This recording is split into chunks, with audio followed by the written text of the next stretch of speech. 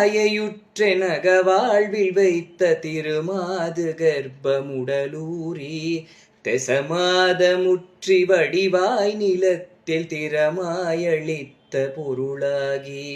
மகவாவினுச்சி விழியானத்தில் மழை நேர்புயத்தில் உறவாடி மடி மீதெடுத்து விளையாடி நித்த மணிவாயின் முத்தி தரவேனும் முகமாயமிட்ட குரமாதினுக்கு முளை மேலணைக்க வருநீதா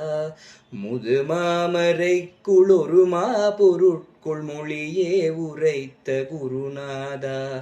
தகையாதெனக்குணடி காண வைத்து தனியேரகத்தின் முருகோனே தரு காவிரிக்கு வட பாரிசத்தில் சமர்வேளெடுத்த பெருமாளே பெருமாளே.